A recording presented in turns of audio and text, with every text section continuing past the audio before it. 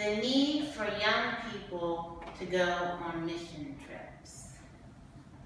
The world we live in today is filled with so much evil, and we hear so many troubling issues going on in our world today. Troubling issues such as violence in Iraq, world hunger, not only directly affecting our surrounding area, but developing countries as well, such as Africa.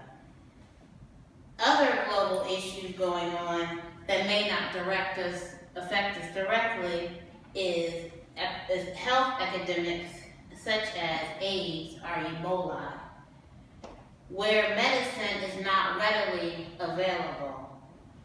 And because of that, there is a high mortality rate in developing countries, such as Africa as well. There's also violence in schools, in neighborhoods, and even in the homes. Every day, somebody is asking themselves, where is peace? When will I have peace? Is there any hope in these troubling times? So why is there such a need, especially for our young people, to go on mission trips? There is a need because the world needs to hear the gospel of Jesus Christ, and the world is dying. In the midst of all that is going on around us, and the church is quiet, too quiet. And we have to teach our young people the importance of witnessing. Many of our young people are not aware of the importance of witnessing to others, even their classmates and those around them. So we have to teach them the importance of witnessing. That it's not a skill, not a certain way you have to do it. It's just telling others about Jesus, about how Christ has saved them. And they have to learn the importance of looking beyond themselves and looking at the needs of others. This is also important because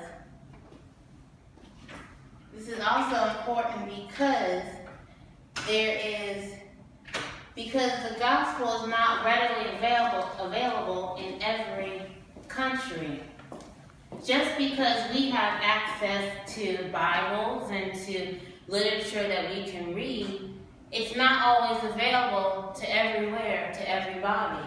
So sometimes we are the only ones that can share and tell the gospel to others who don't have it. Because in some countries, if they share the word of God, they can be killed, they can be tortured. So sometimes we're the only ones that are the messengers.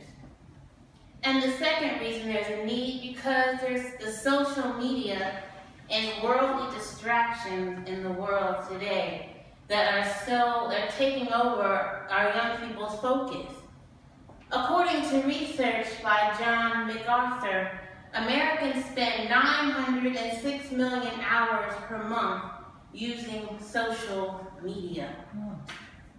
Twitter has 100 million users, and Facebook reports 500 million active users.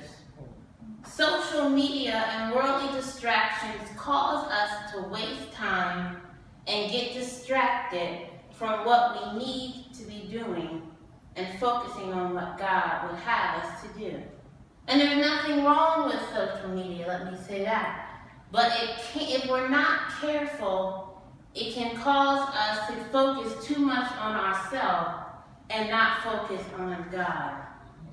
A survey says that 1 out of 13 women ages 18 to 35 check Facebook first thing in the morning. And it's important that we need to come to God and seek Him for what we need to do before we do anything else in the morning.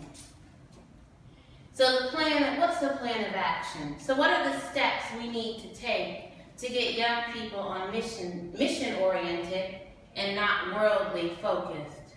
How do we get their minds set on missions?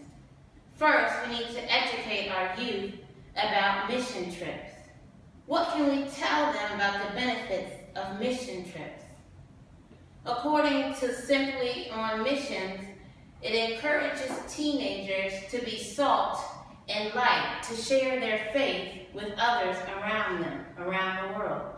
Mission trips melt a teenager's heart to what others are going on, to helping others who are less fortunate. Teens exercise life skills. They learn responsibility, accountability. They also have a greater understanding of what people are going through. They see things from different cultures. They understand how blessed and fortunate they are. They learn to be more grateful about things. They also learn about the importance of broadening their perspective. They are able to look beyond their own needs and see the needs of others. So these are some things that we can teach our young people when we're talking to them about missions trips, to see that there's other people around them that are going through things besides themselves. People are hurting. People are suffering. And we can help them and tell them about Jesus Christ, who desires to give them hope. 2, we can encourage them to go on mission trips. After you have talked to them about the benefits of a mission trip, you can pray, you can ask them to pray and talk and think about going on a mission trip. Don't force them, don't tell them you have to go, but encourage them to go. Support young people. You can support them by providing them the funds to go. You can sponsor a child who wants to go, who can't go because of financial burdens. And you can also, you can give money to missions at your church or to a local organization. And the last thing we can do is be an example. And that means go on a mission trip yourself. Decide to go on a mission trip. And after you have gone, share your story with a young person and let them know your experience. Then encourage them to go so they may tell their experience to someone else. So in conclusion, let each one of us make it our mission that we will each reach out to a young person and teach them, encourage and support them in becoming more mission-minded and less worldly-minded. That they become more mission-minded, others may find hope in Jesus Christ. Thank you.